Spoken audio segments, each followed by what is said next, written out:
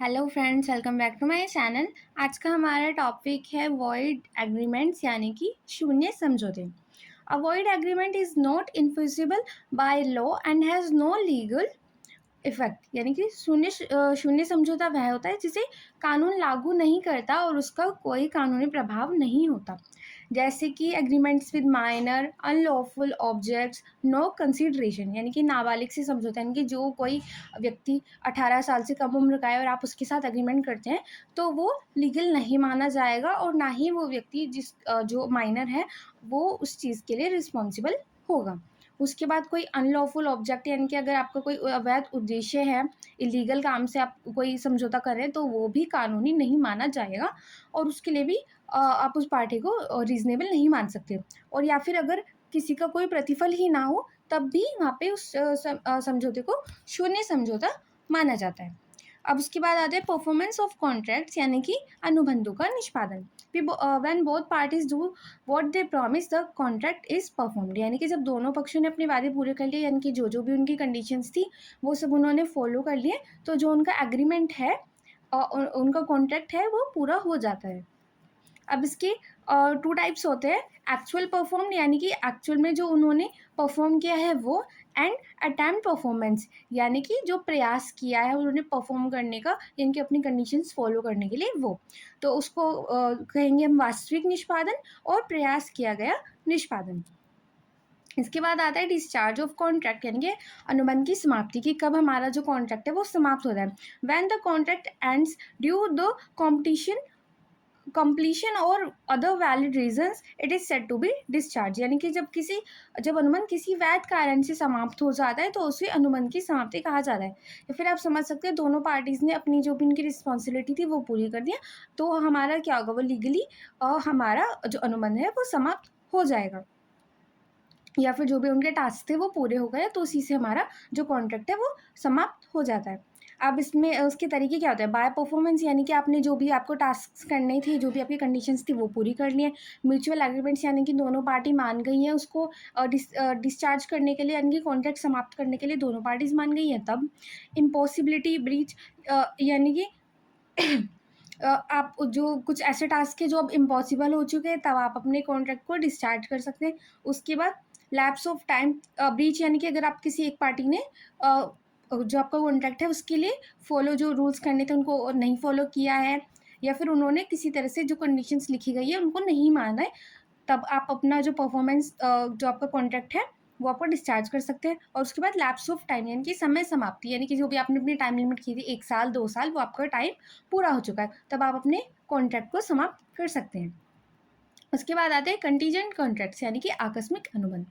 The contract depends on A future uncertain event, यानी कि ऐसे अनुबंध जो भविष्य की अनिश्चित घटना पर निर्भर करते हैं, यानी कि जिसके बारे में कुछ अभी फिक्स नहीं है, वो आपके कॉन्टीजेंट कॉन्ट्रैक्ट्स या फिर आकस्मिक अनुबंध कहलाते हैं। अब इसके लिए एग्जाम्पल हो सकता है आपका इंश्योरेंस लॉटरी बेस्ड एग्रीमेंट्स, यानी कि इंश्योरेंस बीमा।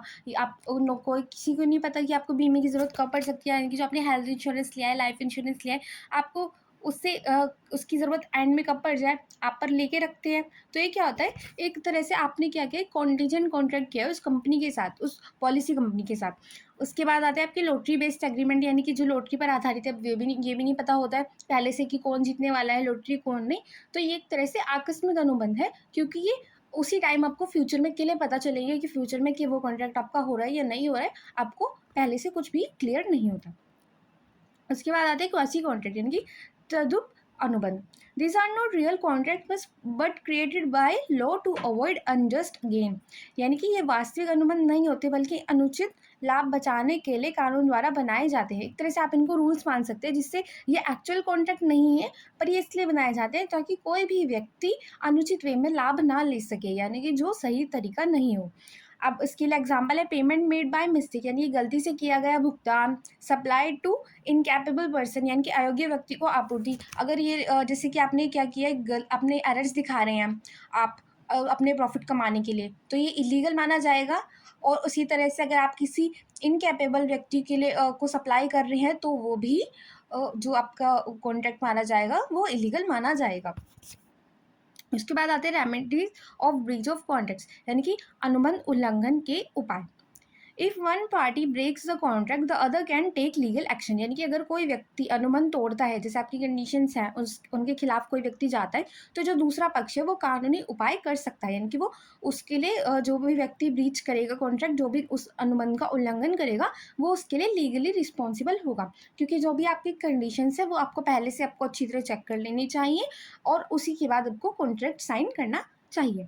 अब उसके बाद रेमेडीज़ क्या होती है? डैमेजेस, यानी कि अगर आपको कोई हर्जाना, आपको कोई डैमेज हुआ है तो आप उसके लिए हर्जाना मांग सकते हैं। स्पेसिफिक परफॉर्मेंस, यानी कि विशेष निष्पादन, यानी कि आप किसी चीज़ के लिए कह सकते हैं। उसके बाद इंजेक्शन, यानी कि निषेधाज्ञा मान सकते हैं, यानी कि आप उस कॉन्ट्रैक्ट को डिस्कार्ड करने के लिए मान सकते हैं। और रेसिशन एंड रेस्टिट्यूशन, यानी कि अनुबंध की समाप्ति के लिए मान सकते हैं, और पुनः स्थापन के लिए मान सकते हैं कि आप अपना दोबारा से इसको बनाएं नई कंडीशंस के साथ। उसके बाद आते हैं स्पेशल कॉन्ट्रैक्ट्स, यानी कि विशेष अनुबंध। अब इसके दो टाइप्स होते हैं, इंडेमनिटी एंड गारंटी, यानी कि हर्जाना और गारंटी। अब इंडेमनिटी क्या है? One promise to protect the other from loss, यानी कि हर्जाने में एक व्यक्ति दूसरे को नुकसान से बचाने का वादा करता है। यानी कि अगर किसी व्यक्ति ने कॉन्ट्रैक्ट ब्रीच किया है या फिर कोई कंडीशन है जो उसको फॉलो नहीं कर पाया है, तो वो उसको हर्जाना देगा। उसके बाद गारंटी में क्या होता है? थर्ड पार्टी प्रॉमिस टू पे इफ द बोरोअर डिफॉल्ट्स, यानी कि यहाँ पे क्या हो रहा है? यहाँ पे तो वो जो दूसरा व्यक्ति है जो कॉन्ट्रैक्ट साइन करे वो खुद से दे रहा है इंडेमनिटी में, खुद से उसके लिए रिस्पॉन्सिबिलिटी लेने के लिए तैयार है। पर गारंटी में जो रिस्पॉन्सिबिलिटी ले रहा है वो होगा हमारा थर्ड पर्सन।